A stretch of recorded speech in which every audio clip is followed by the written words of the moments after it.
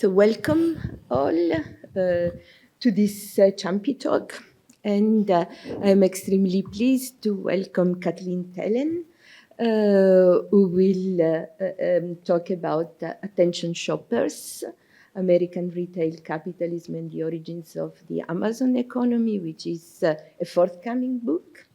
Kathleen Thelen doesn't need much of a presentation, but I've known her work especially on historical neo-institutionalism, where she has given very important contributions. She's studying also social and labor policies, and she is a professor of political science at the Massachusetts Institute for Technologies. She has worked also with other colleagues that we have invited here, and it's talking to topics which are at the very center of the attentions of the Ciampi Institute, but also of our class. She has worked on several research projects and books. The one which I suggest everyone to read is Beyond Continuity with Wolfgang Streeck. She has been often in contact with European institutions, is in the advisory board of the Max Planck Institute in Cologne, used to be.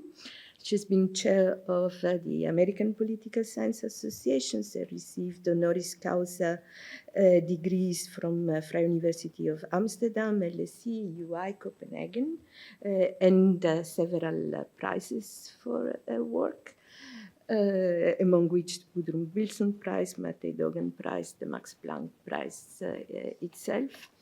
We have the pleasure also to have Kathleen here for some weeks. And you are all welcome to contact her after the seminars, and glad to talk to you. So Kathleen, thanks a lot again for having accepted to come, and the floor is yours. Thank you so much. Thanks so much for that lovely introduction. Also for the invitation to be here and spend some time at the Institute. It's been wonderful already, and I'm looking forward to meeting even more in the coming weeks. Can everybody hear okay? So so basically, this is a and thank you all for spending time to listen to my talk today. Also, so. I became, let's see if this works.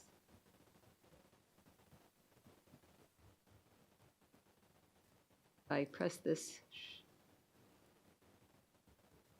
There we go. So this is a book that I just finished. It's in production now. And it's about American retail capitalism. And I became interested in this subject basically during the pandemic, as I was kind of watching the rise of Amazon, or the sort of further rise of Amazon, sort of offering at-home shopping. Let's see, I guess.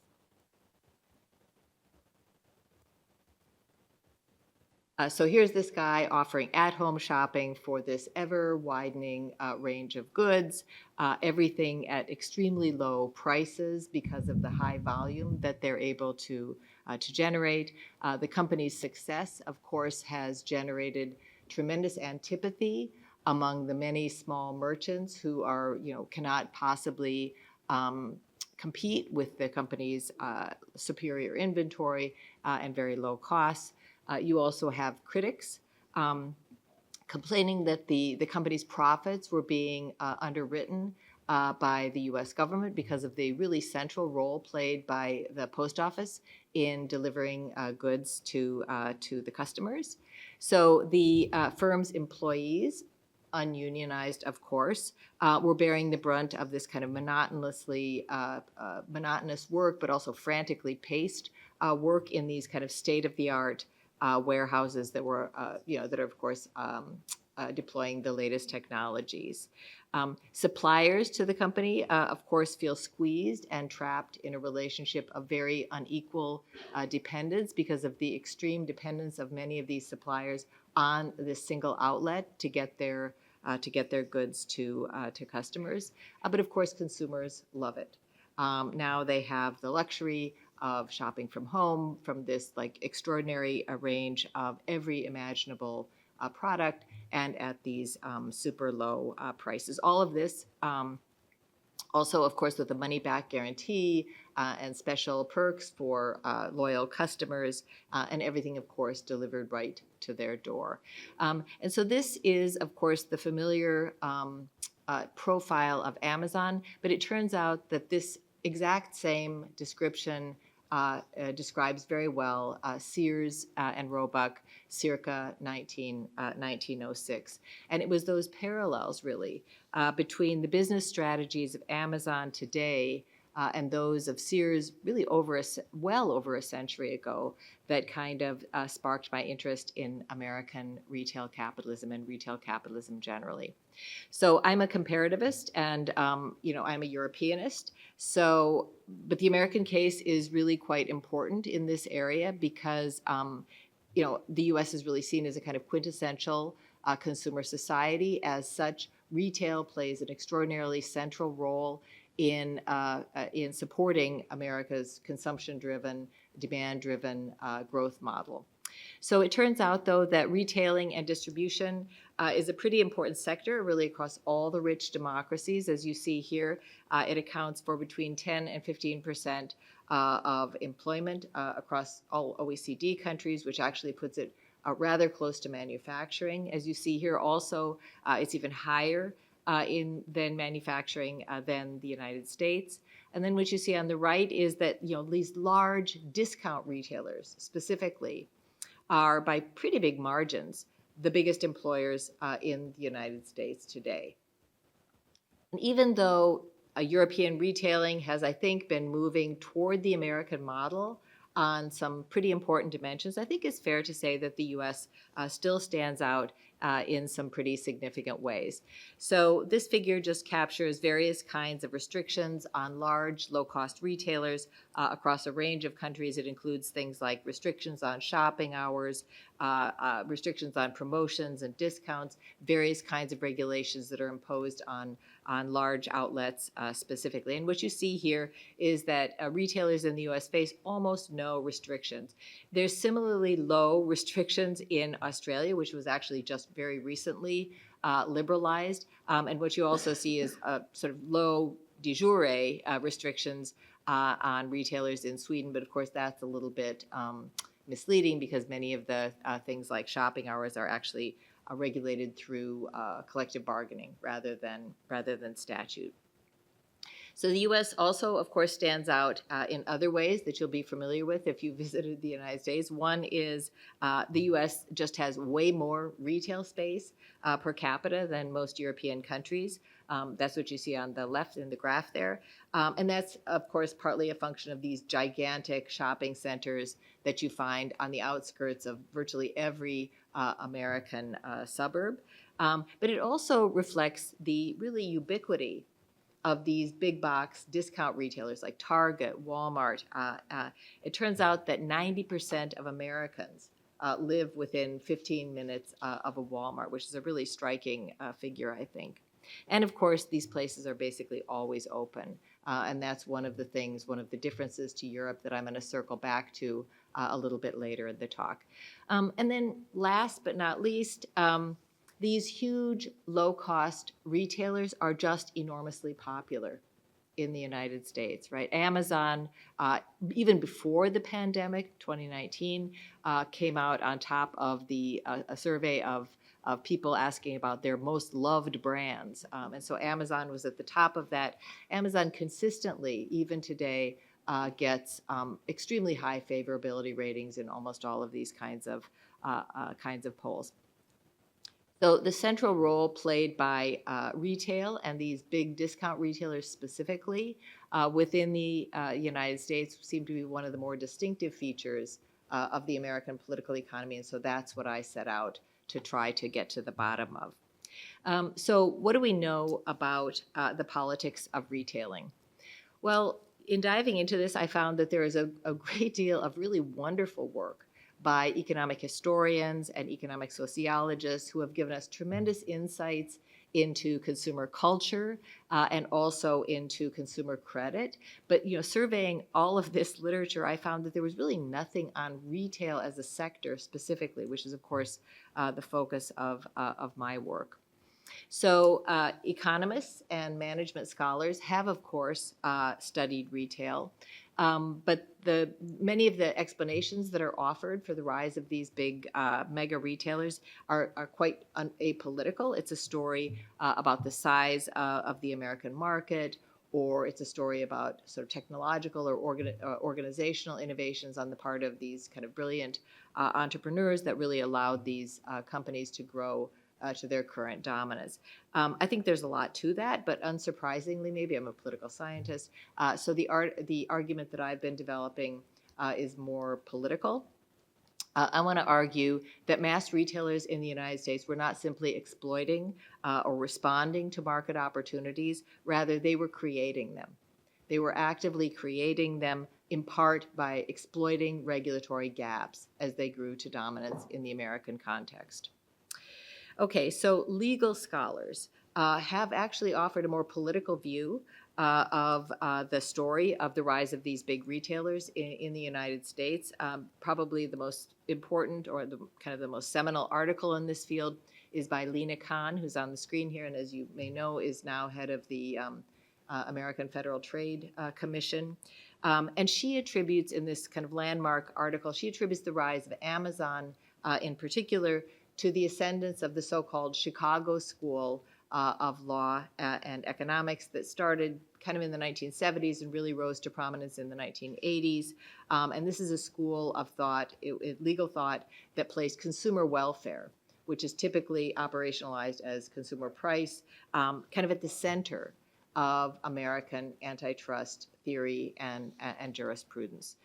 Again, clearly the rise of the Chicago School has been enormously important. It plays a role in my explanation as well. Antitrust in general, as you'll hear, plays a really big role in the explanation that I've been developing.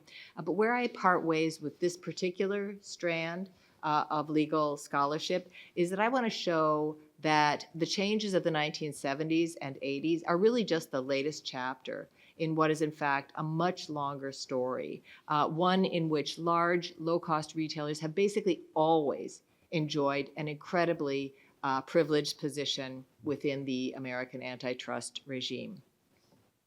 So finally, comparative political economists like me haven't had that much to say about the politics of retail or the politics of distribution more generally. The vast majority of this work, and I absolutely include my own work in it, has just been zeroed in on the question of the politics of production, of the politics of manufacturing. So to the extent that comparative political economists have addressed the kinds of, sort of on the periphery, the kinds of questions that I've been interested in, it's a literature that focuses not so much on the politics of retailing, but on the politics of consumer credit, and particularly the vast expansion of consumer credit in the United States in the 1930s and 40s in response to the Great Depression. Again, I think this is clearly important, but I want to argue that this focus, this kind of almost exclusive focus on credit, has really tended to obscure the role of these big discount retailers that always avoided credit, but that I think have had a huge impact, not just on the American retail landscape, but on the American political economy as a whole. So the project then tries to trace the origins of what I'm calling the Amazon economy, and I trace it as, like, it seems like all of my work takes me back to the 19th century, and this is no different. Trace it back to the 19th century. This is a period when large, low-cost retailers began to capitalize on what I see as a uniquely permissive regulatory environment, regulatory landscape, in order to basically outgrow the capacity of the government to regulate them. So two features of the American political economy figure especially prominently in the argument that I've been developing. One is the role of the judiciary and an antitrust regime that, as I just said, from the beginning, handed large, low-cost retailers enormous advantages and in ways that were quite distinct from Europe. And the second factor is regulatory fragmentation. Basically, a political economic landscape that assigned most of the regulatory powers in this area to state and local governments, which of course turned out to be no match for these large retailers who, based not least on the head start that they had received from the courts, were quickly operating on a national scale and therefore able to engage in regulatory arbitrage.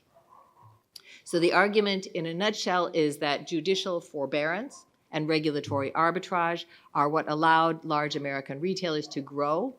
And as they grew, they were able to win over an ever-expanding political support coalition of groups who over time came to rely on them in various ways and who could therefore be mobilized, who could therefore be weaponized by these companies in their ongoing battles with would-be regulators. So this is a whole book. I'm not going to try to summarize the entire argument or give you any kind of comprehensive treatment. Instead, what I thought I would do is just kind of zoom in on a couple of the key junctures on the screen where you can see these dynamics playing out and where I want to sort of underscore that the politics were unfolding rather differently in the United States compared to Europe. So the three phases, if you will, are the rise of mail-order retail and the construction of a mass market in the late 19th century, the explosion really in the 1920s of chain store retailing, which grew exponentially, and then finally and more briefly, the post-World War II period, which saw the rise to dominance of these big box discounters who also, among other things, really reconfigured the temporal parameters of shopping in the United States. Okay, so circling back, the construction of the mass market. So obviously in the 19th century, there was no mass market, not anywhere, not in Europe, not in the United States. Basically, you had little merchants scattered all over the place. Each of these small shops, of course, offered very, very limited selection. They also charged very high prices, partly because they were at the end of very long supply chains, and all of these middlemen had to be paid. But also, and especially because, of course, each of these small shops within their little local jurisdiction operated basically as a monopoly. So in Europe, consumer cooperatives emerged to challenge these small retailers, and they grew to become the first mass retailers. Okay, so workers or farmers would join together to pool resources in order to get better prices by purchasing in high volume and then pass those savings on to their members. These local cooperatives would then scale up by developing ties to other kind of neighboring cooperatives. So they were growing from the bottom up and out to national and in some cases international scale. This was happening, of course, across Europe, most famously maybe in Scandinavia, where cooperatives are, of course, still very major players in the retail landscape. But basically, and to me, somewhat surprisingly, the earliest and most successful example of this emerged in what is considered America's closest cousin, namely Britain. So this is obviously a fellow Anglo-Saxon country. It's also, very importantly for my argument, a country that shares the United States' common law tradition. Okay, so in the UK, in the British case, this took the form of the cooperative movement took the form of the wholesale cooperative society that grew out of these local cooperatives, but that really took off after legislation in the 1860s and 70s allowed individual local cooperatives to coordinate their activities. Okay, and so this is what allowed for the formation of this national society, which was basically a co-op of co-ops that became the largest retailer, not just in Britain, but the largest retailer in the world at the time. So similar cooperative ventures were also getting founded in the United States at exactly the same period. So some of you may have heard about the so-called Grange movement and its successor, the Farmers Alliance. These were organizations that were extraordinarily important and famous in American history for the role that they played in the kind of popular revolt against monopoly power in the late 19th century. So these were the organizations that American farmers developed to oppose the trusts in the late 19th century successfully, because they were a big driving force behind the Sherman Antitrust Act of 1890. So, but looking back, starting already in the 1860s, these local Grange chapters were organizing themselves into cooperatives, both to try to secure higher prices for their own products, but also to pool orders in order to be able to offer their members discounted goods, high quality but discounted goods on various consumer items. Unlike in Europe, however, these efforts were not met with state support, nor even forbearance, really. And one of the biggest obstacles that they faced was this far less congenial legal regime. So it's a kind of a complicated story, but just to boil it down to the shortest possible version, unlike in Europe, there was no national legislation that in the late 19th century that kind of clarified the legal status of these cooperatives and that expressly sanctioned the kinds of activities that they were involved in. All of that was getting decided in the courts. And while the courts in some states kind of saw no problem with the activities that the cooperatives were involved in, especially starting in the 1880s, courts in other states began to view the kind of joint marketing and joint purchasing that was really at the center of the cooperative project. That's the heart of the cooperative project. It began to view those activities as basically price fixing and therefore running afoul of common law prohibitions against conspiracies in restraint of trade. Okay, so sometimes at this point, state legislatures would kind of step in and pass laws that would kind of exempt these cooperatives from prosecution, but the federal courts at this time took a very hard line and struck down many of these state laws as unconstitutional, either on grounds of equal protection or, especially after the Sherman Antitrust Act of 1890, as violations of federal antitrust law. And so just to reemphasize, there's a huge irony here, because as I just said, this movement was extraordinarily important in bringing pressure to bear on Congress to pass the Sherman Antitrust Act, and now it was getting used against their own against their own organizations. So all of this legal uncertainty, all of this court hostility that the cooperatives faced, provided a kind of enormous opening for private corporations to move into this space, because individual companies that organized all of these marketing and purchasing operations internally, they were exempt. They were absolved of any, they were outside the realm of American antitrust laws, right? Because there's no collusion, there's no conspiracy if all of these activities are occurring in the context of a single corporation. So Montgomery Ward was the first to kind of open the vast consumer markets in the American South and West, founding this mail order service to sort of cut out all of these middlemen and to deliver goods directly to this big rural population. But it was this guy, Richard Warren Sears, who was really the one who came to kind of dominate this market. And he moved in with a strategy very parallel to the strategy that I was talking about at the outset, very high volume sales, extraordinarily thin margins, very low prices, and on a kind of insanely wide range of products.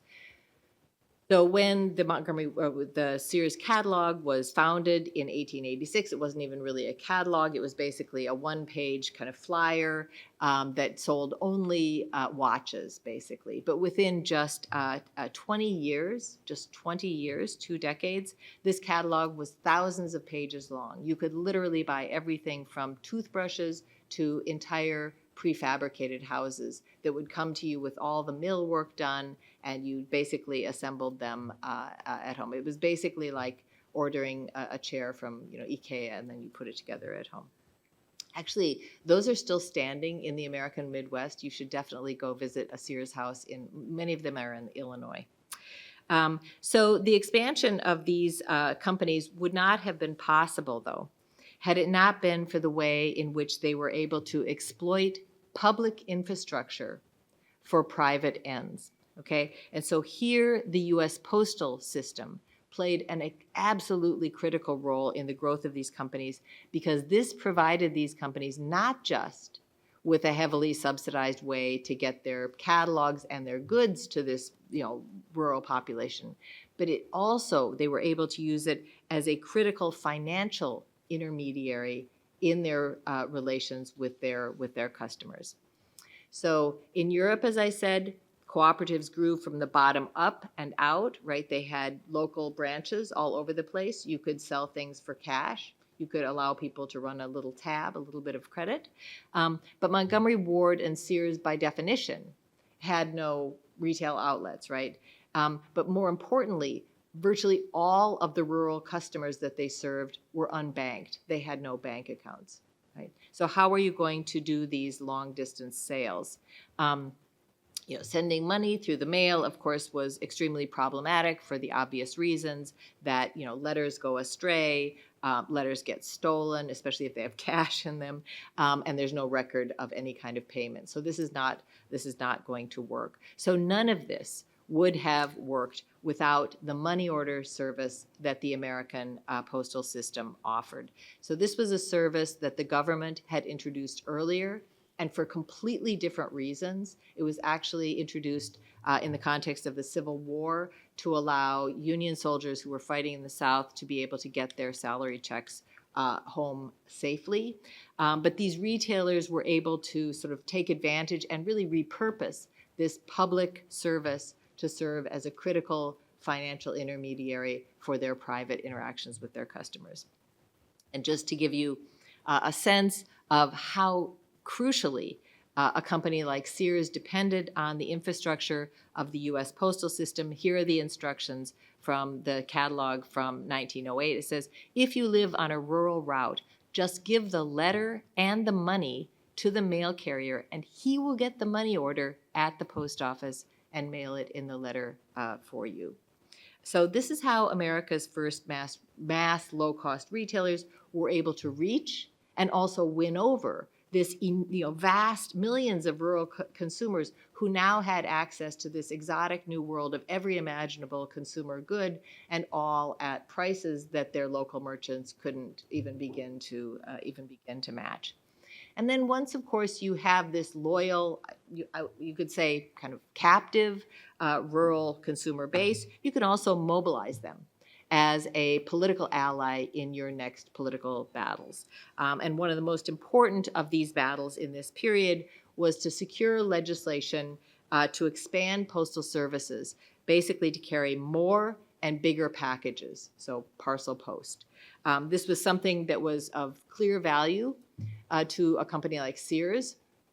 It was something that, of course, was extremely heavily opposed both by the big express companies that you otherwise had to pay to transport your goods, but also by all these small merchants that Sears was basically putting out of business.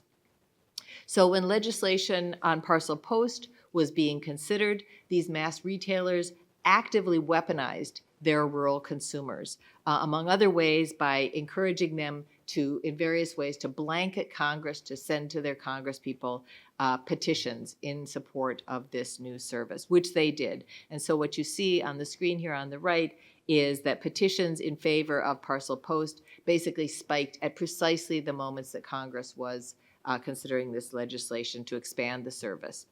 And then when it came time for the vote, virtually all of the support that carried this bill came from Democrats in the rural South and West. These were exactly the areas that relied virtually exclusively on mail order companies in order to link them into this national market.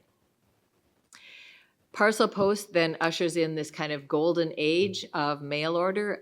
Sears saw its sales expand fivefold in just the first year of parcel post and continued on after that. Montgomery Ward, as you see, trailed, but not far behind on that. So in sum, in this first period, these large mail order companies enjoyed this extraordinarily favorable treatment under American antitrust laws. They proceeded to grow by exploiting public infrastructure for private ends. And American farmers, who otherwise, frankly, were battling big business at all fronts during this period, they did not battle these companies. They welcomed Sears, they welcomed these big companies for the way that it kind of liberated them from these very restricted local consumer goods markets and brought them this exotic new world of consumer goods. This then sets the scene for the rather explosive growth of the chain stores in the 1920s. So this period, the turn of the century and the progressive era and the so-called Roaring '20s, is this really paradoxical period, I think, in American political economic development.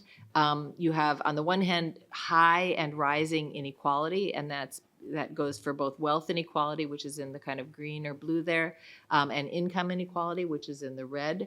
But this is also exactly the period when you had a huge boom in consumer and consumption and consumer spending.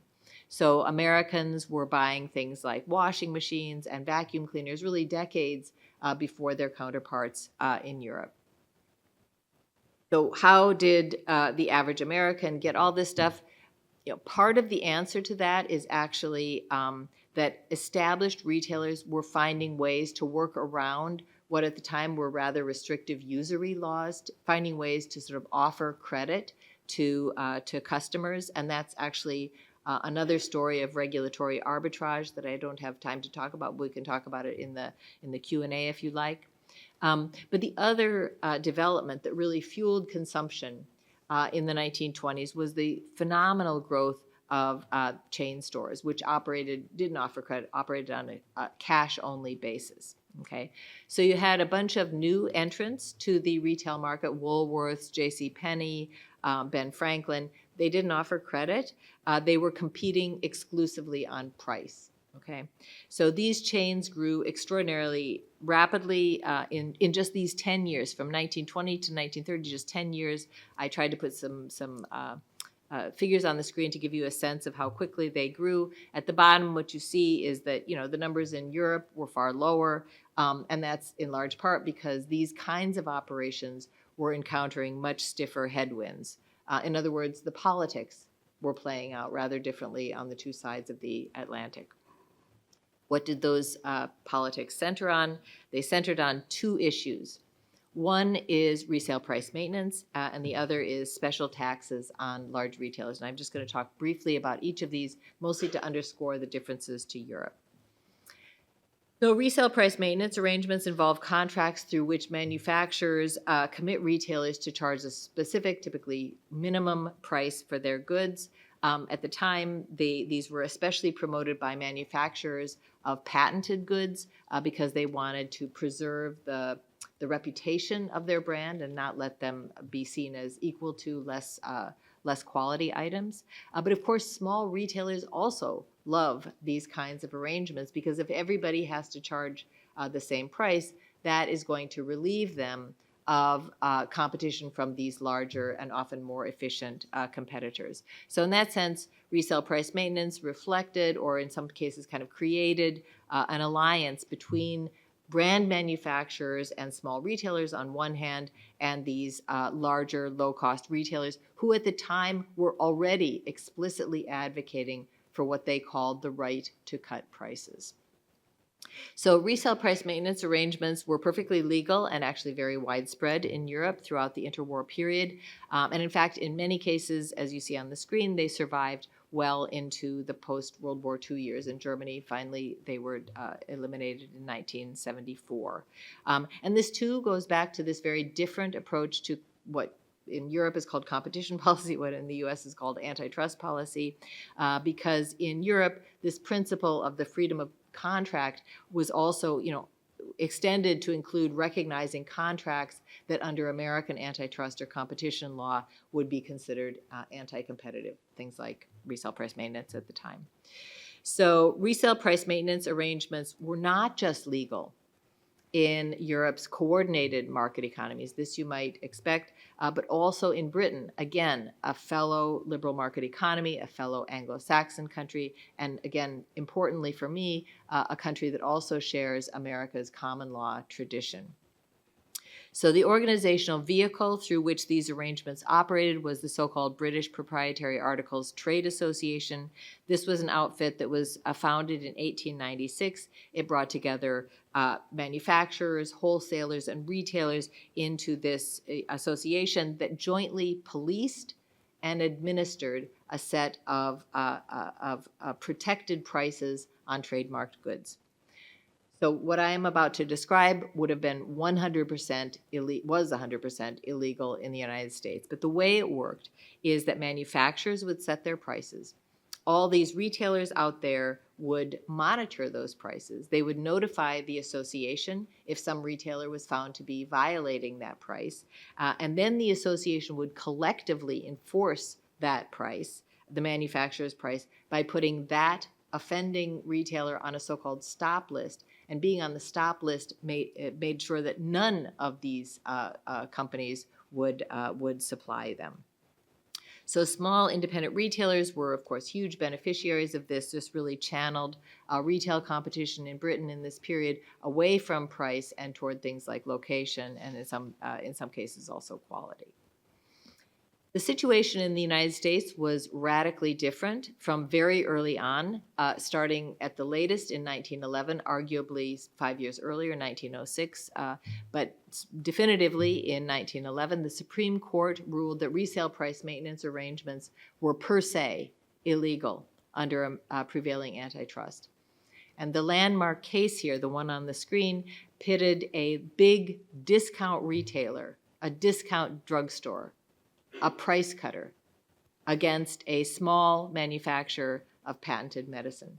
And in this case, the Supreme Court ruled in favor of this big price-cutting discount drugstore, basically giving retailers control over the prices that they charged. Okay, so this was a very controversial decision. It's inspired the formation of a so-called fair trade movement that advocated at the time changes in American antitrust law that would allow firms, small firms, to engage in greater coordination among themselves in order to kind of protect themselves collectively against domination by these big companies, and also to sort of steer competition away from price and toward things like innovation and quality. So the Fair Trade League had some very prominent, very powerful advocates, including most recognizably, I would say, future Supreme Court Justice Louis Brandeis, among others. Brandeis was actually very well aware of what was going on in Europe. He sent his sister-in-law over to study how things were operating in Europe.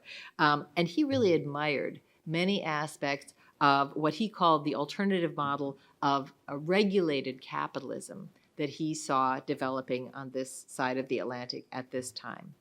So he and other progressives saw this ban on resale price maintenance as basically encouraging very destructive competition. He called it competition that kills, because it was going to kill off all of these smaller, more innovative competitors.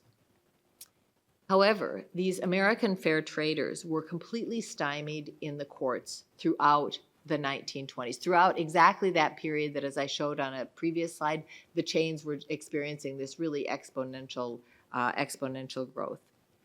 So the situation changed a little bit in the early 1930s. Now we're in the midst of the Great Depression. By this point, Brandeis is actually on the Supreme Court, and in a narrow ruling, the Supreme Court relaxed what individual states could do in this area. And some states did pass fair trade legislation. But very different from Europe, brand manufacturers could still not legally and openly enlist the help of other retailers or other producers in order to protect their prices. That was all still illegal under American antitrust. So enforcement ran entirely through the courts, through private litigation, and of course private litigation is exorbitantly expensive and only really available to the large firms and not at all to the small firms that people like Brandeis had been hoping to help. Moreover, basically the big retailers were just flouting these rules.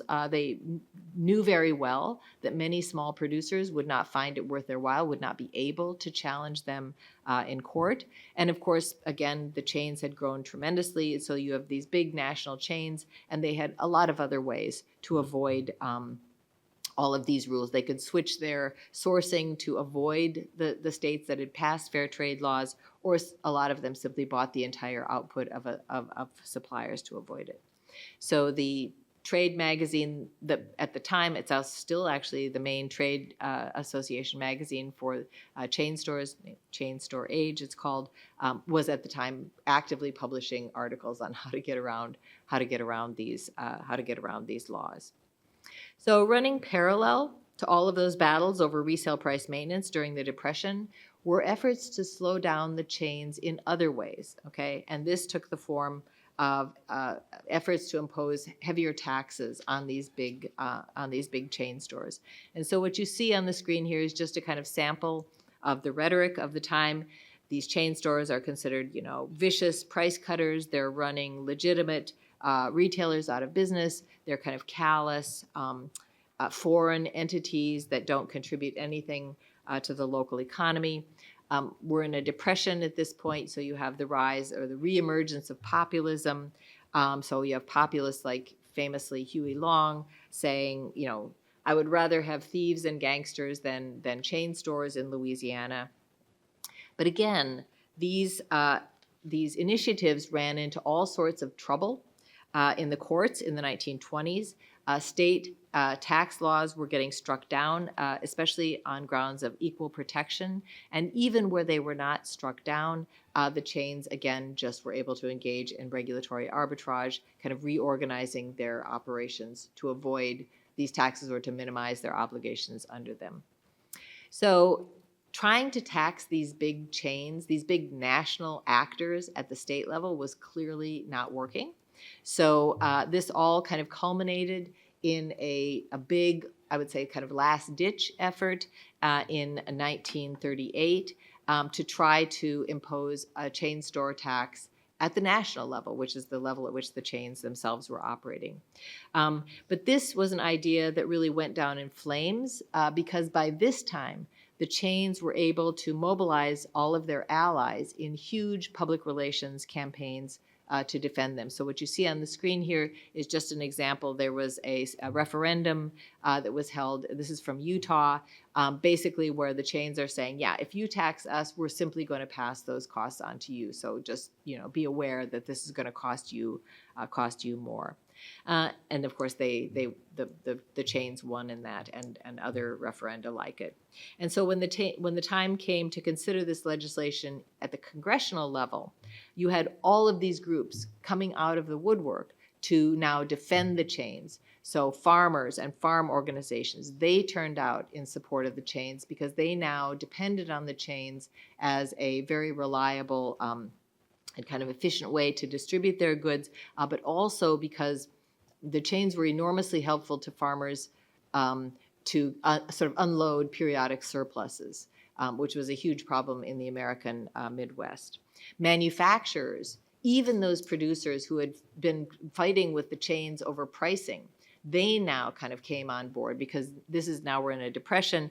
They were extremely capital intensive. So the economic downturn had basically taught them to appreciate the kind of predictability that these big retailers offered them because they were able to order in such large volumes. And finally, consumers. Consumers by this time were hooked on the chains. Basically, consumers throughout American history have been represented by women's clubs, women's groups. Even before women had the right to vote, they were really seen as the representative of consumers, and they now showed up to defend the chains as a kind of as a way that they could make household ends meet. So less than 5 years after this thing started developing steam, the chain store tax movement was completely exhausted. Now basically you had states repealing the chain store taxes that they had just passed. Now you actually had states actively competing to get these low-cost retailers to locate within their jurisdiction. Here's a public opinion poll, nationally representative survey from 1938. This was held just at the moment that this legislation was being considered. Americans were asked, well, what do you think would be the best policy toward the chain stores? And as you can see here, I hope you can see here, the most popular answer is basically Americans thought they should be left alone to make what profits they can. So again, the politics of retailing in the 1920s and 30s in the U.S. were, I just think, strikingly different from Europe. These large, low-cost retailers had already benefited from this extremely strong privileged position that they had by virtue of the ban on resale price maintenance. Once they were operating on a national scale, they were able to work around whatever state laws were getting passed in this kind of fragmented regulatory landscape. And again, as they grew, they were assembling this ever-expanding support coalition that they could call upon, that they could weaponize whenever they faced a new regulatory threat. So finally, and very briefly, to the post-World War II period, this is the period, of course, that saw the kind of full flowering of the American consumption-driven growth model. This is the period that saw the growth, is kind of famous for the growth of these big suburban malls like you see on the screen here. But even as so this is a period when the geography of shopping in the United States is getting radically reconfigured. But even as the geography of shopping was getting reconfigured, new entrants, discounters, would redefine the temporal parameters of shopping in the United States as well. So as I mentioned at the outset, and as you well know, despite some liberalization, in general, shopping hours in Europe are just more restricted than the United States, usually shorter days, but also especially more restrictions on Sunday shopping. And actually, the U.S. did not have Sunday shopping either in the 1940s and 50s. Was not a thing in the United States. But all of this began falling apart in the 1960s with the arrival of these new, very disruptive discounters. So on the left, you see a couple of the sort of early operations that were extremely aggressive in this area. These are like Corvettes was really important in the late 1950s and early 60s, but they flamed out. But this is also the period when you get the founding of these big, durable chains that you've probably heard about, Kmart, Target, and Walmart. All three of those were founded in the same year in 1962. And this group of firms, they were challenging established retailers, not just on price, although absolutely on price, but also simply by staying open, both evenings and on Sundays, just being open. So again, small retailers and their allies, they kind of mobilize to try to impose some restrictions. They are joined by religious groups. They're also actually joined by representatives of the big department stores, because department stores have more staffing and therefore higher labor costs, so they didn't want to take the extra hours. But it's the same basic story. Again, you get a kind of flurry of state and local legislation that tries to regulate Sunday shopping. So different states did different things. Some of them tried to ban the sale of items other than necessities. Some of them tried to limit Sunday selling to particular kinds of retailers. Some of them tried to prohibit, just big stores from staying open on Sundays. But even where these laws were passed, these discounters, they just flagrantly ignored these rules. Right? And they just paid the fines. They absorbed the fines as just another business expense. It reminds me very much of how Uber entered the transportation market in the United States. Basically, go in, violate the law, pay the fines while you scale up, and then challenge it politically. Exactly the same story. So in Europe, of course, this kind of rule breaking met with the opposition, not just of religious groups and some like established retailers, but also unions. But in the U.S., of course, unions are weak, and these other groups were ineffectual, and so things basically ran as usual in the United States through the courts. And when these things got litigated, the big discounters, they won. And they won because they were able to claim discriminatory treatment, and American courts have an extreme aversion to any kind of government intervention that smacks of legislative favoritism. So as these cases dragged on, these stores just stayed open, waiting for the resolution. And people got used to it. And once they got used to it, they wanted to keep it. And so here's a national survey, again, a nationally representative survey that asked people in 76, like, how would you feel about a law against stores being open on Sundays? And as you can see here, the vast majority of Americans by this point opposed it. So this whole thing kind of culminates in a kind of very crucial case before the New York Court of Appeals, which threw out a state law that had been trying to limit shopping hours. And the court did so on the basis of the observation that these laws were what they thought was incoherent, they were unenforceable.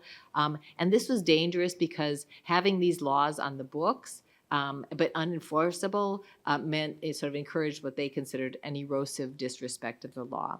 So over the next years, all these states basically abandoned their prohibitions, or in many cases, they just stopped trying to enforce them. And that's how we wound up with this, I think, uniquely unregulated shopping hours regime that we have in the United States today. So I want to wrap up this talk not by summarizing the argument, but instead by stepping back and kind of panning out to try to highlight the significance of these developments for the American political economy as a whole. So, one of the reasons that I think it's really important to talk about the evolution of discount retailing alongside the, I think, far better known story of the role of consumer credit within the American political economy is that I think it gives us a somewhat different angle on rising inequality in the United States since the 1970s. So one of the things that I've tried to point out in some of my previous work on labor and labor markets is that the U.S. really stands out in international comparisons for the size of its low-wage sector. So these are just OECD figures, and as you know, low pay is defined as earning less than 2/3 of the median income. And as you see, the U.S. is at the high end here. And the kicker is, of course, that unlike in Europe, these low-pay jobs in the United States virtually never come with any of the benefits that are often considered, self-evident or taken for granted in Europe. So things like healthcare coverage or things like paid time off. The United States has no federally guaranteed paid time off. The United States also has no federally guaranteed vacation days. These are all things that are at the discretion of employers. There are no rules on scheduling to regulate the kind of highly irregular, highly unstable working hours that are very pervasive in retailing. So all of these are ways in which the U.S. is an outlier. So this type of precarious work has grown, especially since the 1970s, and probably the most common explanation for that is the decline of American manufacturing, which of course decimated industry in that period, and basically as American employers faced low-wage competition from abroad. That account is, I think, not wrong, but I think it's radically incomplete because in that model or in that picture, the pressures on American manufacturing are basically all exogenous. It's all about these low-wage producers abroad. But in the story that I'm trying to tell here, these large, low-cost retailers are really playing a pretty active role in accelerating those developments. So the factors that I'm trying to highlight here, this legal regime and this fractured regulatory landscape, they promoted a particular model of retailing to dominance. It's an ultra-lean retailing model based on these extremely narrow margins, dominated by players, used to be Walmart, now it's Amazon, that enjoy enormous power, both over workers and over their suppliers. So these retailers are, of course, very interested in cutting their own labor costs to the bone. That's an old recipe. This is why I put Frank Woolworth on the screen here, who was already saying in 1892, we must have cheap help or we cannot sell cheap goods. And in fact, retail workers make up a very significant share of the American precariat that I was just describing. Over 3/4 of them fall into that low-wage category. 15% of them qualify for Medicaid. Very large numbers of Amazon and Walmart workers rely on so-called SNAP benefits, basically food stamps. The annual median income for a Walmart worker today is $27,000. So try to live on that in the United States. Beyond their own labor model, of course, these dominant discounters have also been extremely aggressive in forcing the manufacturers and suppliers and vendors who supply them to accept ever narrower margins and therefore to cut their own costs. Okay, so Walmart is, of course, famous for using its monopsony power basically to extract very low prices from its suppliers. Many of these suppliers rely very heavily on Walmart to bring their goods to customers. Procter & Gamble, a very big, old, established firm, relies on Walmart for 30% of its sales of many of its products. These are pressures that, of course, these manufacturers pass on to workers by moving first to the non-union South, but then, outsourcing and subcontracting to these low-pay producers abroad. Similarly, today, Amazon is able to extract extremely high fees from the third-party sellers.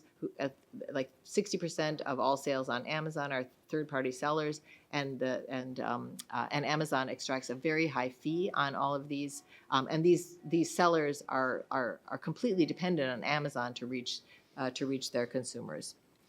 And so, what makes these companies very hard to regulate in the United States is that just as in the past, all the while that they're engaging in these kinds of business strategies, they're also actively cultivating this large, very loyal consumer base.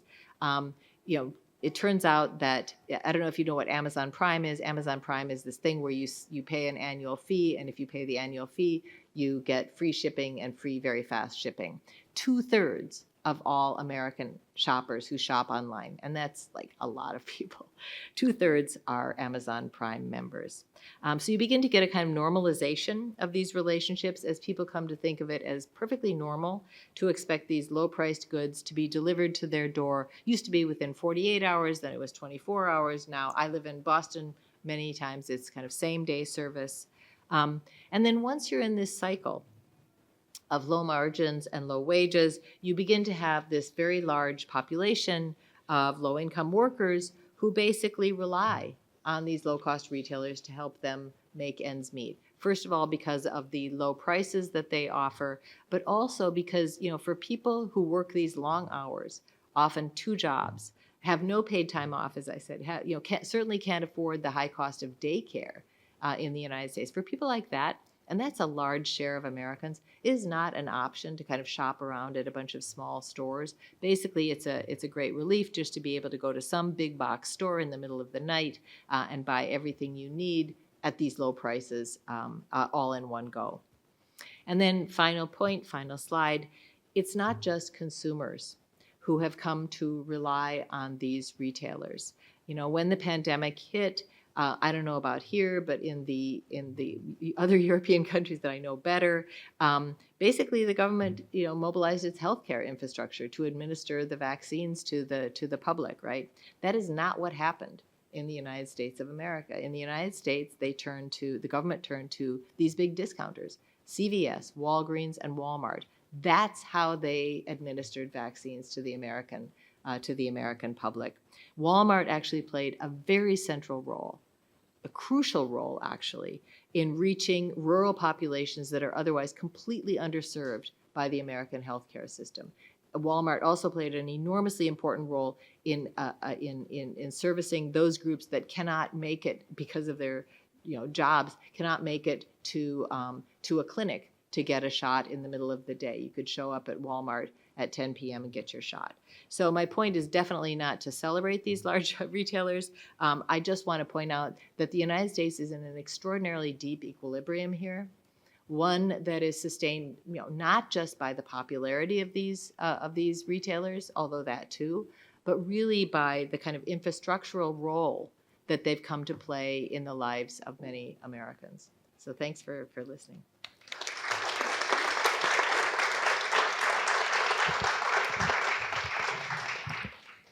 Thank you, Kathleen, very much for these heroic and successful presentations of such an historical account in such an important comparative perspective. The pictures you gave is scaring, but this is not your fault.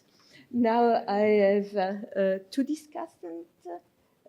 Should we go in the order here, which is Hans-Jörg Trenz from the Scuola Normale Superiore, and then Valentina Pansanella from the CNR.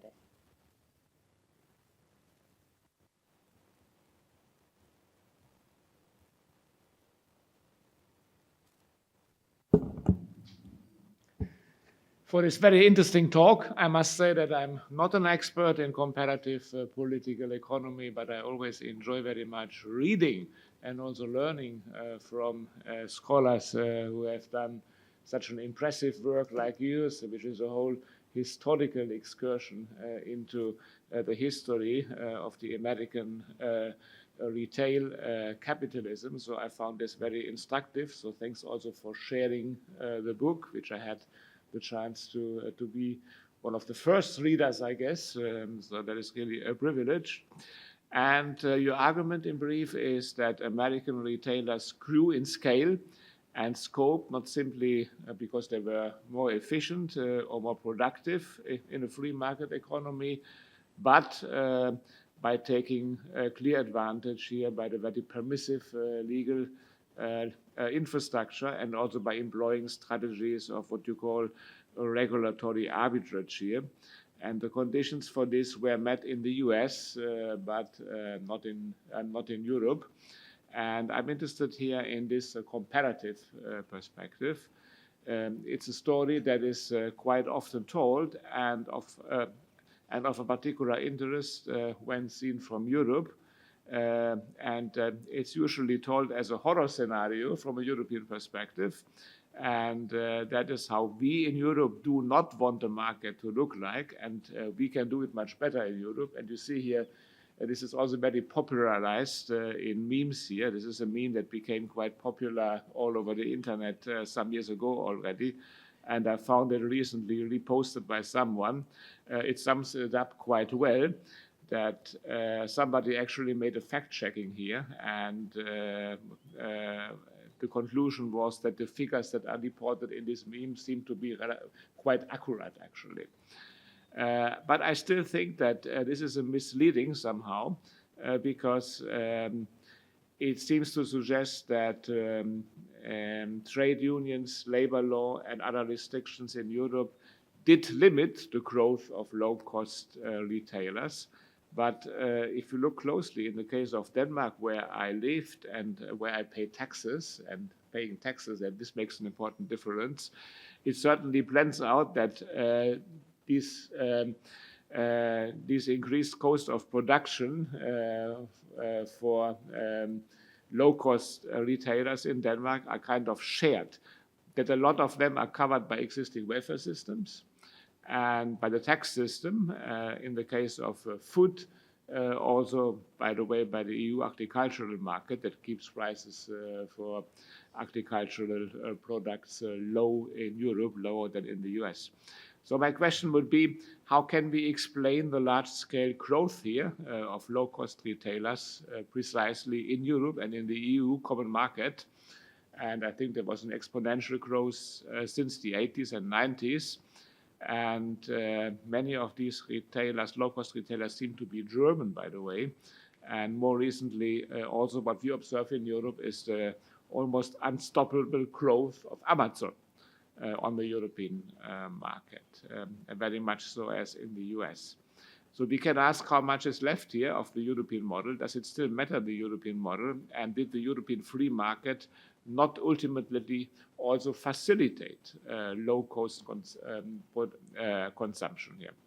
And one could argue that the European common market was surprisingly unsuccessful to protect its producers against retailers, promoting also low-cost consumerism. And low-cost consumerism was not only on the march at the same pace as in the US. In some cases, it even overtook the American model. And here I would like to make some references to the German discount supermarket model, which was extremely successful at the European market, but also in the US, where it competes successfully with Walmart. And I checked some papers here written by economists who explained this success story by two factors. One was that there was a much more restrictive regulation of retailers in other parts of Europe, in Italy and in France, for instance, in the 60s and 70s, whereas in Germany, competition at local and regional level was enhanced by federal governments, which allowed then these medium-scale retailers to expand outside of the city centers, build their medium-sized supermarkets in the outskirts of the city. And this is precisely the Aldi and Lidl model. And the aim was to offer cheaper price than in the city centers. And then secondly, it is explained by the European Common Market model, which meant stricter regulations that the stricter regulations in Italy and elsewhere were soon kind of abandoned, which facilitated then Aldi and Lidl to expand in Italy, in the UK, in France, a little bit everywhere. So the lesson that these economists draw is that the German low-cost consumption model is a side effect of German protectionism of the middle size retailers, and then it expanded not against state protectionism, but because of it. And then there's another element which I think is important to take into consideration if you look at the low-cost consumers and this retail capitalism today, which is that this Amazon economy is no longer about supply and low-cost consumption, that the Amazon economy has entered production. I think this is very important to take into consideration. In the case of Amazon, this is the case of entertainment business, like music and film production. But I think it is even more remarkable here, again, the case of Aldi and Lidl in Germany. They have very silently entered production. In Germany, I can give you an example, Algida ice cream, Langnese ice cream in Germany. This was very popular. In my childhood, there was no summer without Algida ice cream. And now, quite recently, Algida announced that it would withdraw from the German market. The reason is that the largest ice producer in Germany is Lidl. And they produce much cheaper ice cream, and they exactly copy Algida ice cream. So the Algida Magnum and Algida Cornetto is available in Lidl for a very cheap price. It tastes the same, it is the same. And so this is the story of entering into production, that Lidl has become the largest ice cream producer in Germany. And you can continue this story. Bread, Germans are very proud of bread. The largest bread producer in Germany today are not some local bakeries. They all disappear. It is Lidl. And the same holds for pasta production. You would assume that Germany imports pasta from Italy, and that Barilla is the largest pasta producer. This was the case, but now Lidl has overtook Barilla, and the largest pasta producer in Germany, if not soon also in Europe, is Lidl. And you can continue this story, telling the story of olive oil or Chianti wine. Aldi and Lidl are also the largest retailer of Chianti and Chianti wine and olive oil, not only in Germany, but in the whole of Europe, also of water. They even have a paper fabric, I read, so they produce paper. And the paper that they use for their advertisement is produced by Lidl. So this is a new trend from retail to production. It's a strategy which the economists call vertical integration. So if you can no longer expand horizontally on a market in competition with other supermarkets, you enter the production chain to build monopoles and to control then the prices even more efficiently. So at the end, we can argue that differences do not matter much between the US and Europe, and that we can go that we go towards convergence. I think you also mentioned this in your introduction. Lastly, I would like to ask how much resistance is there left against low-cost consumerism? And this would be the scenario of a politicization of low-cost consumption. We observed this with regard to possible labor conflicts or agricultural protests in Europe more recently, or consumer protests of various kinds. We have all seen this, but I think there are still some major hurdles to take into consideration. One is the economic crisis that continues to be a pushing factor of low-cost consumption in Europe and elsewhere. And the second, I think, is more important, is this kind of perfectionalization of low-cost consumption, which is no longer today so much a destiny of the poor, but it becomes increasingly a choice. So turning low cost into a culture of its own, and making it even fashionable to buy Aldi and Lidl. So the clever consumer is the one that goes to Aldi and Lidl, or that shops on Amazon. And this is, I think, a very successful marketing strategy also of the low-cost retailers, that appropriate then also the protest and make it their own. It seems that they are also entering increasingly and successfully alliances with consumer associations. So then the question would really be, how can politicization against the Amazon economy look like? How likely is it that it will be consumer-driven? Or is it the case that maybe we need the states here to intervene, but then we would have the scenario that states increasingly also will meet the resistance of consumers if they start to regulate. Thank you, Hans-Jörg, and Valentina Pansanella from the ISTI, Consiglio Nazionale delle Ricerche in Pisa. I don't know if you can hear me. I'm Valentina Pansanella. I'm a researcher and a data scientist mainly, so I'm very out of my comfort zone talking about political economy, but I found your talk very interesting, and in particular the fact that you applied an historical perspective to understand a very much actual problem, which is the rise of Amazon and big retailers. This is very out of my comfort zone because we as computer scientists, data scientists, artificial intelligence specialists tend to focus on the now of things, on how things are now and how things will be in the future, trying to capture like trends as soon as they grow, which is very difficult if you don't know why and how you reached a certain point. So the first question I wanted to ask is how you believe the rise of internet and the digital age played a role in how things are now for the retail economy and the platform economy.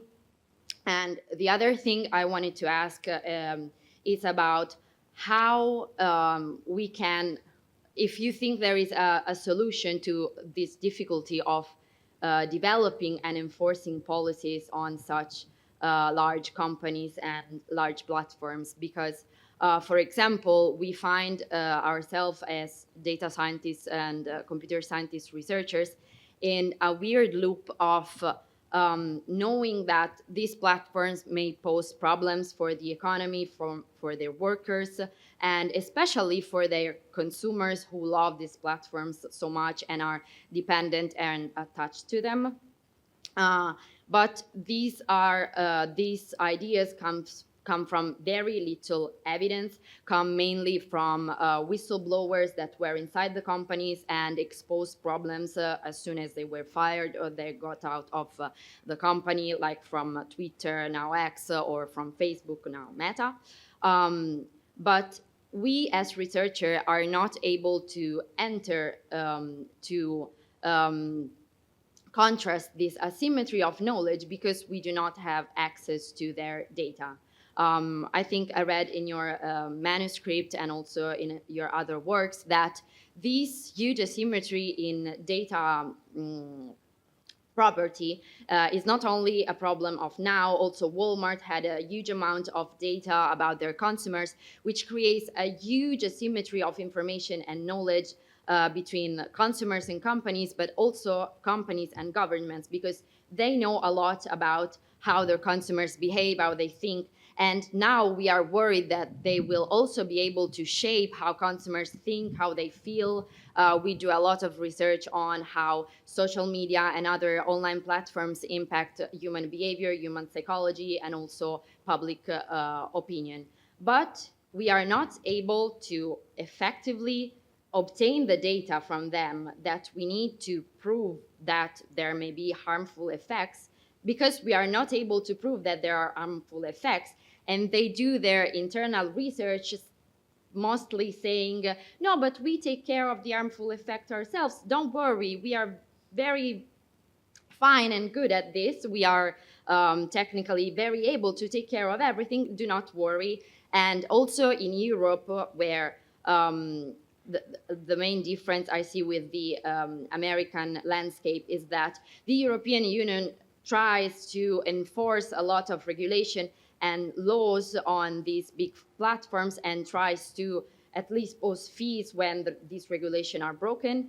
But it seems to me that this is still not so effective. The fees are like cheap probably for these big companies, and most of all, laws are very hard to be effectively enforced against these companies. So my question is if you see any solution to escape this kind of loop, because we talk about in our works, in our papers, about, yes, this work may also be useful for policies, for implementing a new regulation, but the work is always weak on the part of really proving that the problem is there and it exists.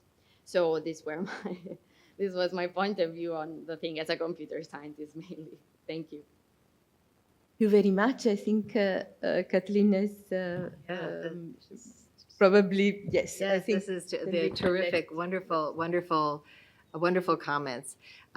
So first to Hans-Jörg, yeah, I actually argue that, so the only other the only other sort of full-length study that I've been able to find on that compares the evolution of retailing in the United States and Europe, it was a dissertation, a good dissertation, but basically their argument was that retailing used to be very similar, and in the 1960s began the retailing model in Europe began to diverge from the American model. And my argument is basically the opposite of that. I think that the models were very different in the previous period, and I do argue that the trend is, if anything, toward convergence. So I absolutely take that point. I will point out that it's true. You're right to point to, and I talk about the discounters, the German discounters in particular. There's also Carrefour, which is a big discounter, and that's been very influential also in Latin America,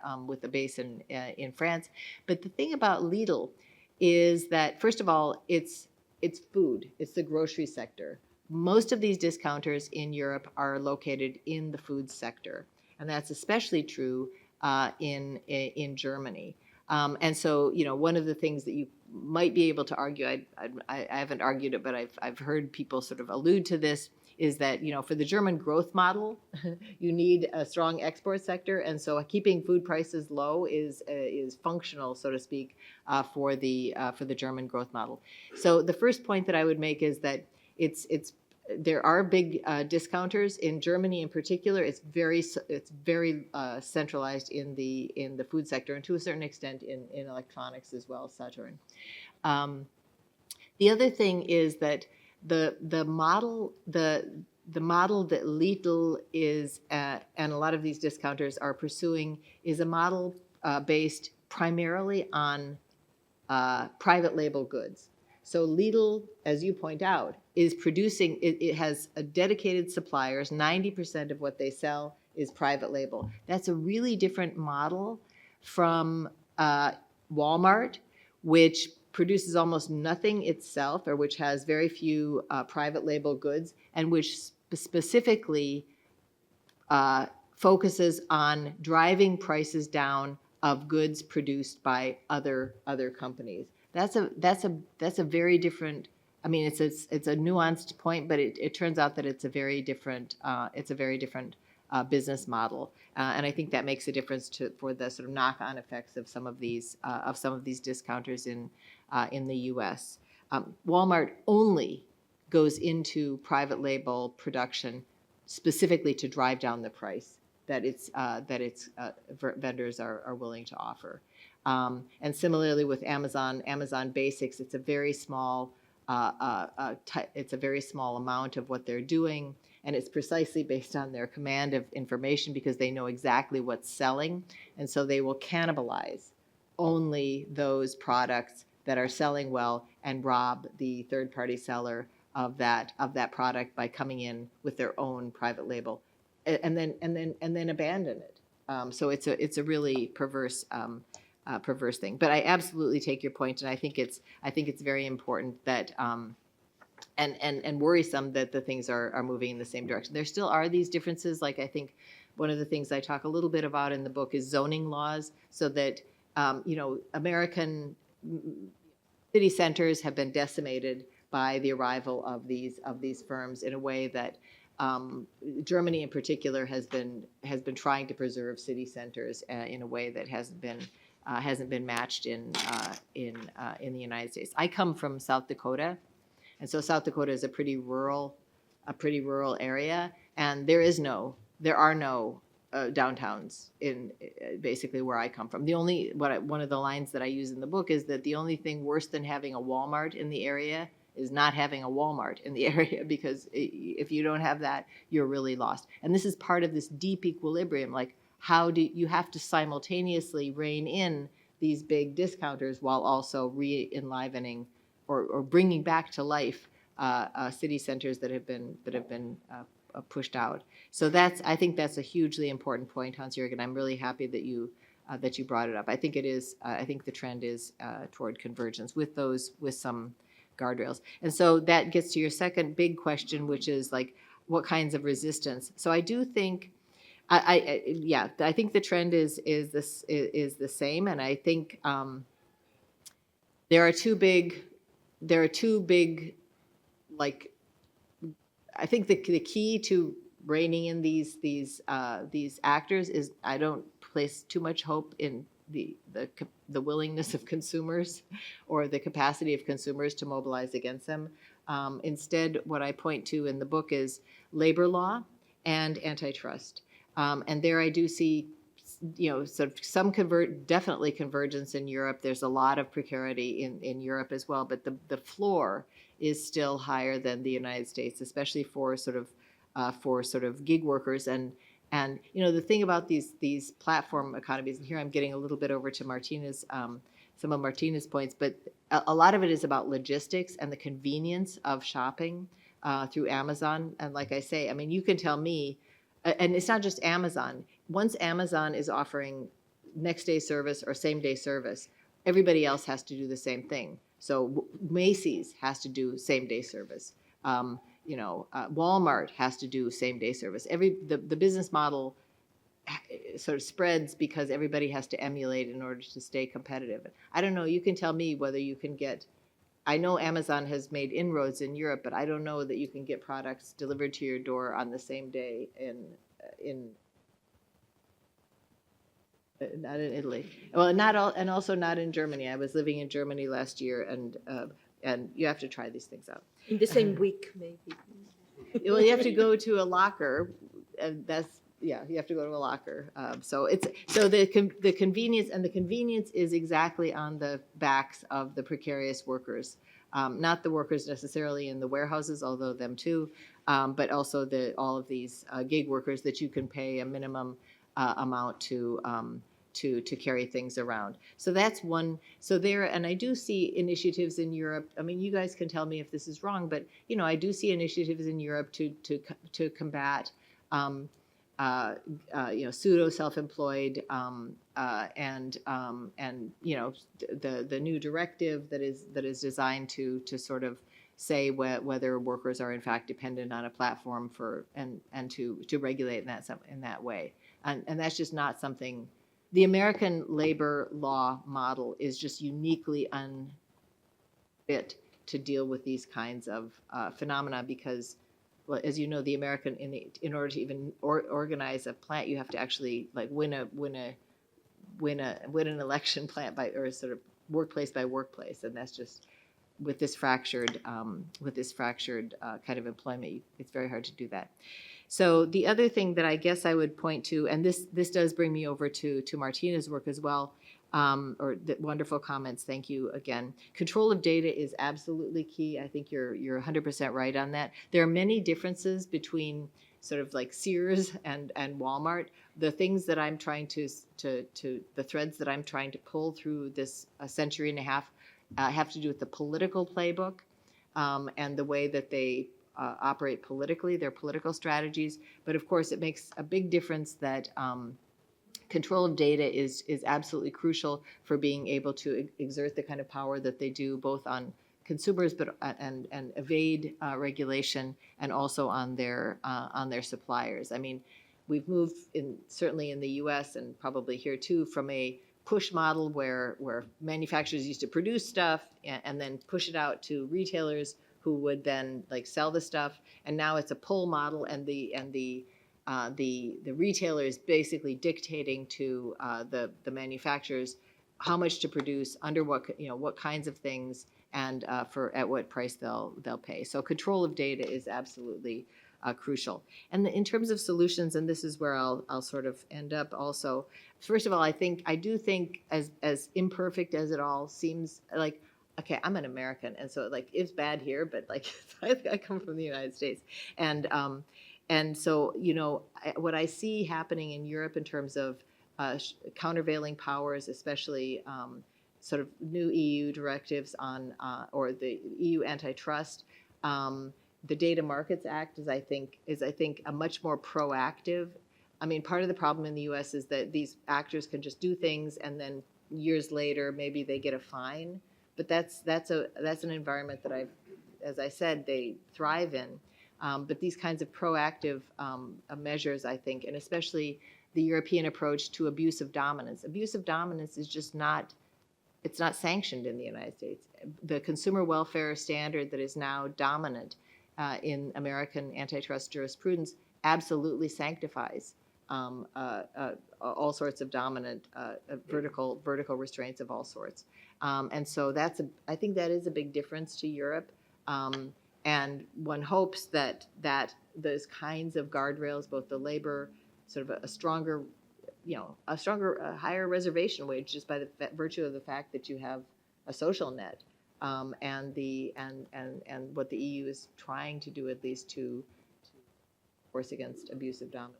This is my more hopeful. Since I ended on such a sad note in the talk, I end on a more hopeful. Thank you very much.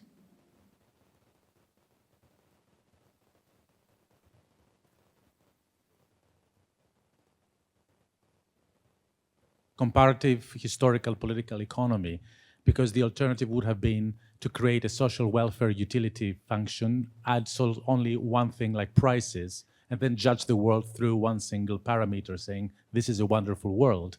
Whereas here it's a much more nuanced picture of winners and losers, of antagonisms. I was surprised to see that unions and farmers supported the big retail as well, which brings me to the question, is this a story of villains and victims, or is it just that any institutional solution or reform would recreate and reshuffle who is winning and losing? And I will give you an example from my experience in Florence using taxis. We don't have Uber here, apparently because Uber is negatively seen in other places as driving taxi drivers away.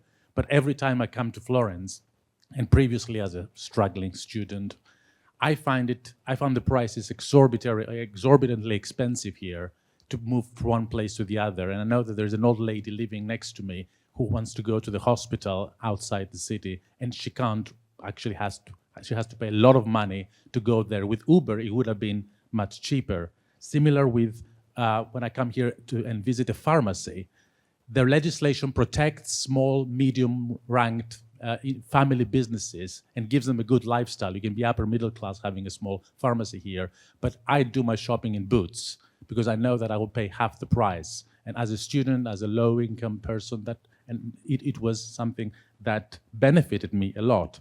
So for me, is this what I get from your presentation is a vindication of nuance, and that there's no villains and victims here, but every institutional solution creates winners and losers. And what I got here is the role of who has power, access to power, essentially, which brings me to the second question. How did this book change your way you saw your previous work on how institutions evolve? And the concepts of path dependency and critical junctures now can be associated with lobbying and creative destruction, technological opportunities, not just critical junctures from institutions, but something else that brings technology and power more center stage to the study of institutional change. Can I take a few, please?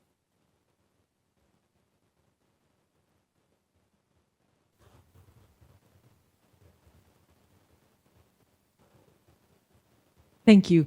I find it a fascinating book. I also would like to congratulate the organizers for 2 excellent comments that broadened even what was a very broad and interesting talk. I mean, what I liked so much about your presentation, Kathy, was that you actually shows as a good historical institutionalist how an equilibrium forms that in this case should really surprise us still. That in a way, consumers exploit themselves as workers, because this thing that you showed that the precarious workers have to go at night shopping in these same firms that exploit them to the extent that they need kind of this 24-hour service and cheap things that they can all buy in one go. And we are all made complicit in this. I mean, if you go to a co-op, I buy in the co-op in Licour, and each time the cashier wants to force this card on me, you know, where you get an extra discount of 10%. And I really resent this because it could be actually one way of make the market a bit less regressive if those of us middle-class consumers who can afford it would not take it, so that you compensate a bit that the market charges the same price to everybody. It is almost as if the cashier wants to make this a mission of herself. So this raises the question, how can one politically break such an equilibrium? And it seems to be there are two groups, and it's the one is the consumers that, for example, resent this homogenization that Hans-Jörg has noticed, which often also goes with homogenization of quality and all that, so less choice, even though they always promise something else.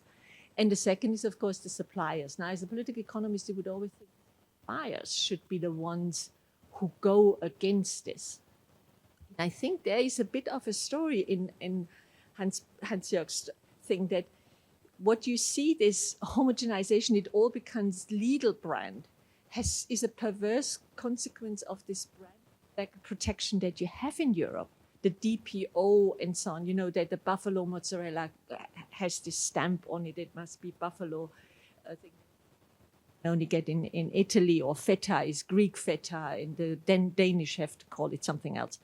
Because if then these suppliers of these brand products want to exploit vertical differentiation and let Lidl produce for a while this under their name, the same product, and get a fee or a license from that, over time they get priced out of that market, and Lidl sells only its good because it tastes the same. So homogenization can be a perverse effect of this European regulation, and this would be the question of whether the Europeans always get that quite right. I'm surprised, though, that you know, competition law does not catch Lidl with this kind of and this raises then the question, why is there not more supplier going against Walmart, against Amazon, and so on in the United States? Why is there not producer politics in that sense against? Thank you. Guglielmo first. then Thank Yes, you. Thank you again for this yeah. fantastic account of the political construction of Amazon and contemporary retail. I had a little comparative remark, although you already answered effectively very well to the debate. So thank you also for to the discussant. I would add to your sources of the difference, that is labor power and antitrust. Also let's say the family and small business structure. That would explain a bit Italy. That is, it's not by chance, I think, that also in Europe you have the political temptation to use cheap retail as a popular way to be popular. So it's not by chance that France, so the core of the Iranian capitalism, France was the leading country for superstore. Leclerc, Intermarché, they were the front runner on that, and while Germany was the front runner with discounts. But at the same time, in other places, especially in Southern Europe, you have resistance. In the case of Uber, it's the taxi drivers. In the case, in general, of retail in Italy, there was a referendum, very interesting, in 1995 for liberalization of retail and retailing hours. It lost by large majority. So majority of the population voted against, but it was not the retailers. Sorry, it was not the customers who were against. It was the fact that everybody has somebody in the family who had a shop or a taxi or something like that. That explains why there was opposition.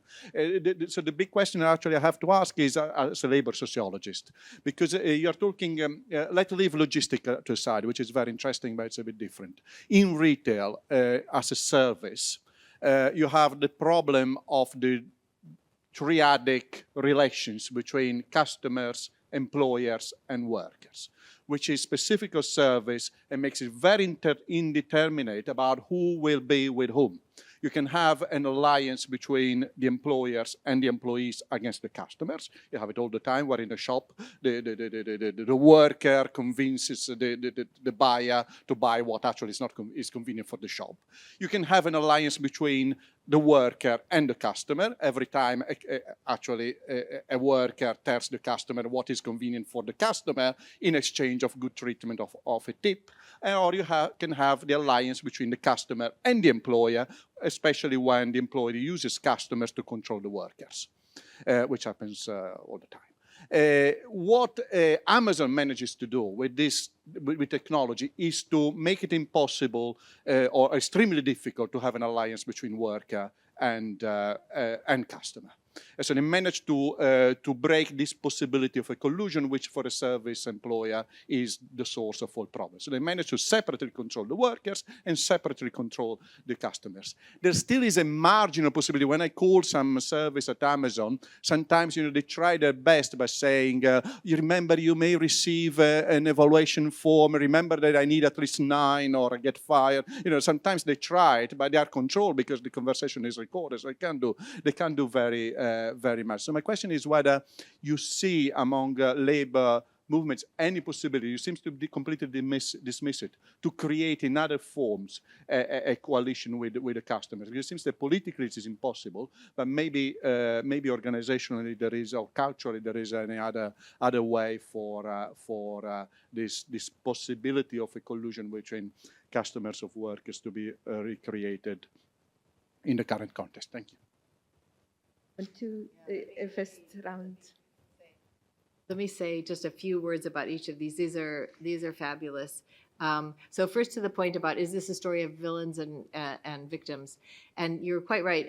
I don't see the world in that way, because it's not as, so I'm very critical of the big discounters. It's also these small shopkeepers, historically and today, certainly in the United, they're not angels, they're not saints, and they, the small shopkeepers were, of course, one of the things that is clear in some of the historical work that I've done on some of these kind of, like Germany.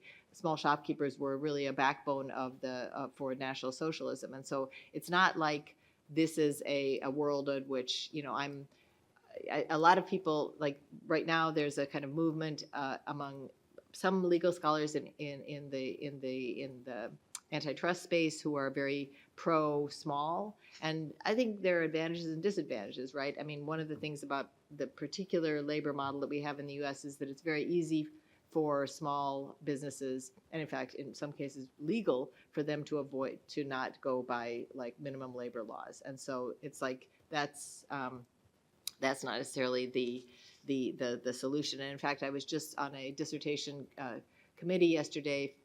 A friend who's a unionist and who wrote a PhD in economics, and one of his papers in his dissertation is talking about like monopsony power, like who does this benefit and who does it hurt? And it's a little more complicated than the fact that it's just always bad for everybody.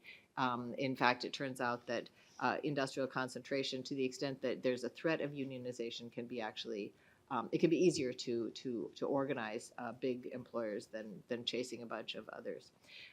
Waltraud, I think I really love the points that you're making, and I mean, basically, how to get us out of this, how to get us out of this this equilibrium. I mean, I guess my argument is that policy and politics got us into this equilibrium, and policy and politics is pretty much the only way that I can see to get out of it. And as I said before, I don't have a huge amount of confidence, and I'll come back to Guillermo's point about, I love this idea about a consumer labor alliance, but in the contemporary situation, I place more of my chips, more of my hopes on state regulation. Now we have people in antitrust at the top levels of antitrust, including people like Lina Khan, who are actually more serious about, or who actually do want to change the rules such that you can go after abuse of power, and just countervailing powers generally, including organized labor. And like as I said before, the way that unions have to organize in the U.S. puts them at an enormous disadvantage. But there is a mobilization right now. It's not big, but it's actually very hopeful, because a lot of the current labor mobilization is really going outside the bounds of labor law in very creative ways, I would say. And the homogenization, I don't have a great answer to that, but I think that's a really interesting way to think about how suppliers are sort of undermine their own position over time. That's really terrific. Guillermo, I love your account of these changing alliances. And one of the things I think you're pointing to something very important in terms of, it isn't just a matter of these big retailers. In Europe, one of the big forces, one of the big countervailing forces alongside labor, in many cases were these small business, associations, not just of retailers, but trade associations. And they're hugely important. And this reminds me of something that I forgot to say, but that I always try to emphasize, which is that American antitrust laws of the sort that I was describing in the late 19th century, they did tremendous damage to American trade associations. We had trade associations at the turn of the century. They were all disarticulated by those rules that I was talking about. And so once you destroy this kind of coordinating capacity, antitrust was used against American labor unions as well, which partly accounts for why they're so decentralized. But one of the reasons that our trade associations are so weak is not because we didn't have them, but because they were literally shut down by antitrust, because it was seen as price fixing. So once again, I mean, the antitrust story here is, I think, enormously important. And actually, I've been working within a varieties of capitalism framework for decades, and coordination, the capacity to coordinate, and how different, how organized interests are organized in different countries. That's at the core of the difference between liberal and coordinated market economies. And I'm kind of like astonished at myself for not having seen how important it was that that competition laws are what allowed trade associations to form and to thrive in a way that wasn't the case in the U.S. But I love this idea of the possibility of a labor consumer coalition, and I that would be the coalition to go to. Thank you very much. We have the time for a quick second round. Please, you have the floor. Yeah. No, Hi. she. No, it's fine. No, I don't know about that. Kathy, thank you. Really instructive and wonderful talk as usual. I was having similar questions as Valtrud actually about suppliers, because the moment that seems really important is the one in the early 20th century when manufacturers basically flip and they say, okay, fine, the retailers won. We will now start to support you in Congress. And I just wanted to ask you to share a little bit more about what's going on there and what you think the turning point is. Is it that they kind of, the market share is so extraordinary that they just have to kind of join them? Is it that it's the Great Depression and therefore there's economic crisis? Is there a geographic story where they just can't access certain regions? And so I'm asking that both to sort of understand the historical story better and also, right, to kind of understand what to extrapolate for today. Sort of what then theoretically do the suppliers today need to either see change or, you know, what are they very basically beholden to in this equilibrium? Does that make sense? Thank you. There was a question here.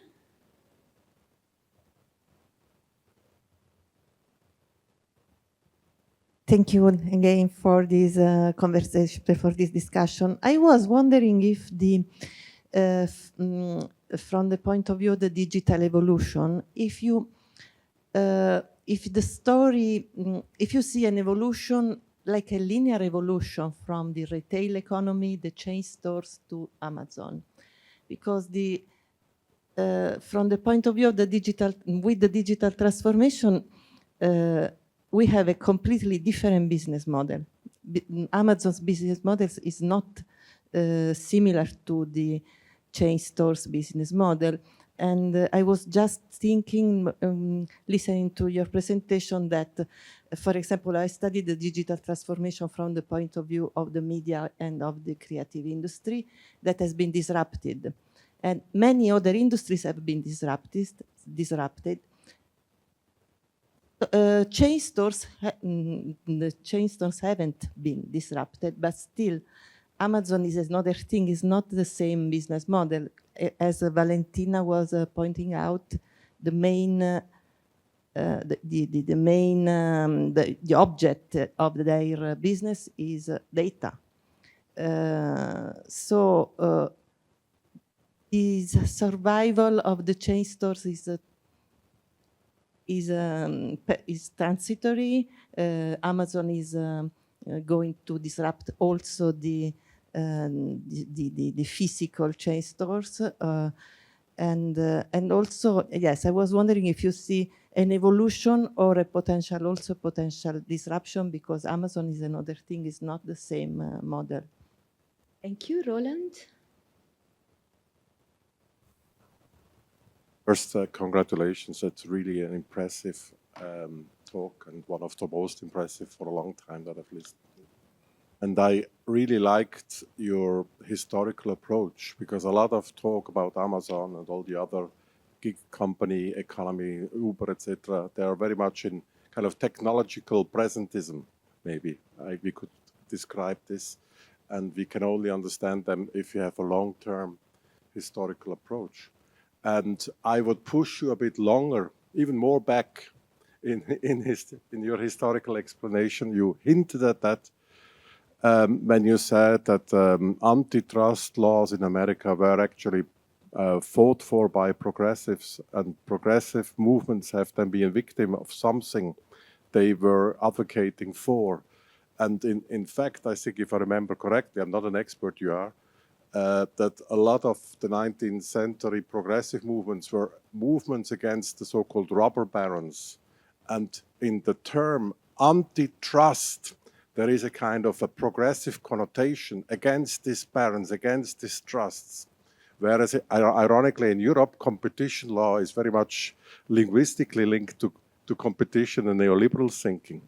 But the fact that in antitrust, which was fought for by progressive movements, was able to be turned against the progressive movements, as you showed, maybe should provide us with some caution, because today many people, when they talk about Amazon, etc., they also invoke competition law as a mechanism or Apple, etc., to limit their power.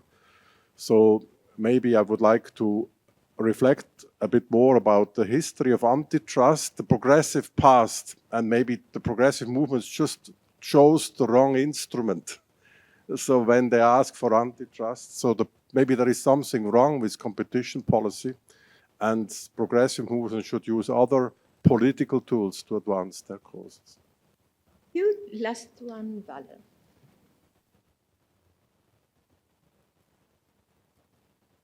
Thank you. My question is a bit less political economy and consumers, suppliers, and these perspectives, but I want to catch on a couple of comments of Hans and actually also I'm sorry, I forgot already your name, but Isabel, on the geography and the policies and the difference between the States and Europe in this sense.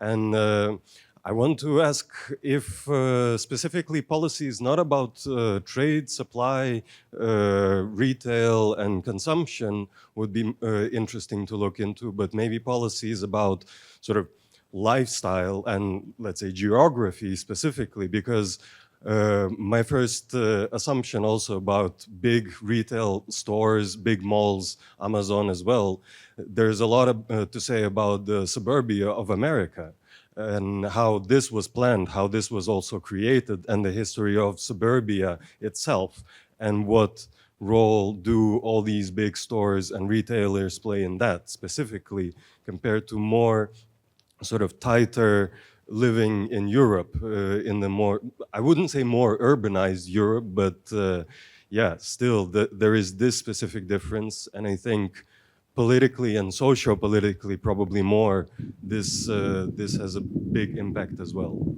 Thank you. Thank you. I just add a note because I'm on the convergence side, because I also think, like Valeria, now that there is some convergence, but I still see enormous differences.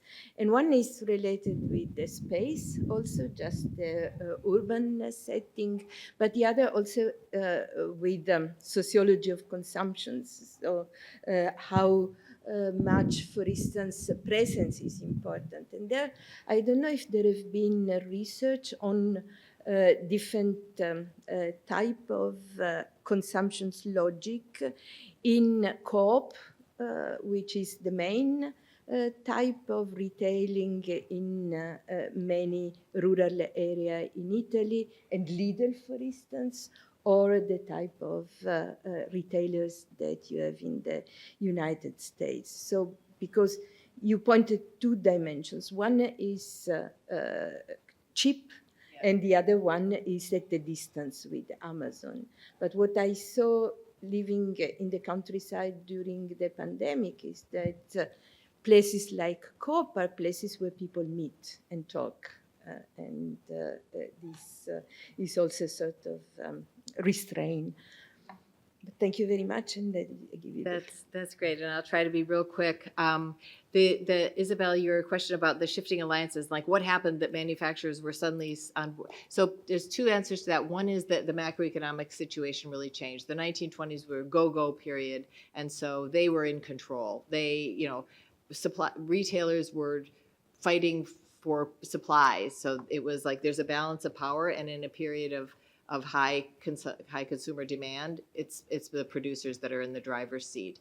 But as soon as the thing shifted, then of course these manufacturers who are heavily invested in capital-intensive production have to get rid of this stuff somehow, and so that's when they shift. But the other story, and this gets a little bit to some of the other questions, is about the shifting geography. Like what I was saying to Guglielmo is that in the U.S., because of antitrust, the way that organized interests form, or the way that politics, the divisions were not along class lines. You didn't have workers versus, big business versus small business reflected in political parties. It was all regional geography. So you had the West against the South against the North, and the North was,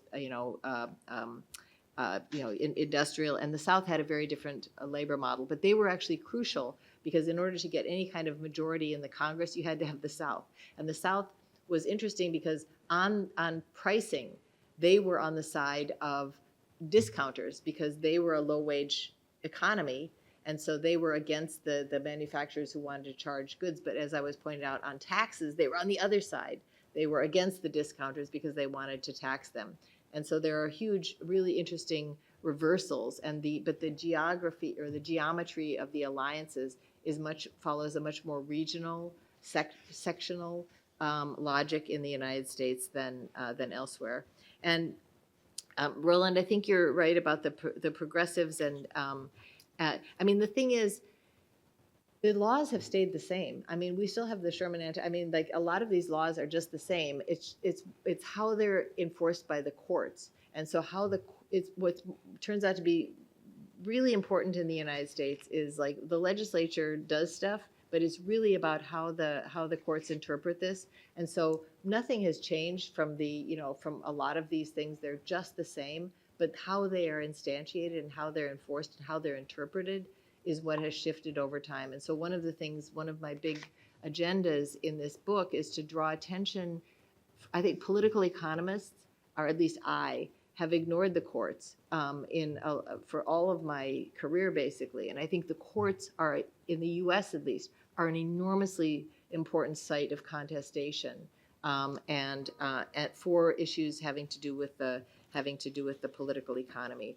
And then finally on the geography question, this is a little bit to both of you.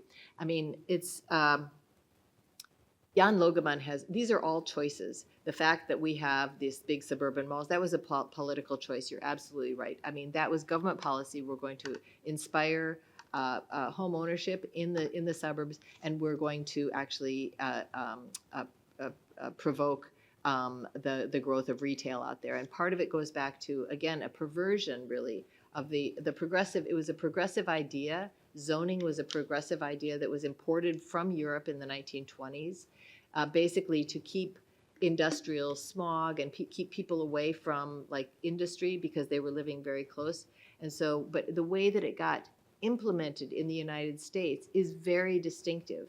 You know, here you have zones or zoning such that you have, neighborhoods with, doctors' offices and retail, small retail and so forth. That all in the way that America interpreted, partly because of racism, basically, a zoning was we have single family homes here, we have business way over there. And if that's going to be the case, then what the public policies are going to do is they're going to build highways rather than public transportation, because you're going to have to get out to your shopping areas, which are by zoning laws going to be far away from where you live. And so these are all these political choices that got made along the way, and many of the original ideas were imported from Europe, but then like perverted in various ways in an American context. These are stories that I try to. But thank you all. This has been really stimulating and fun. Thank you, Kathleen.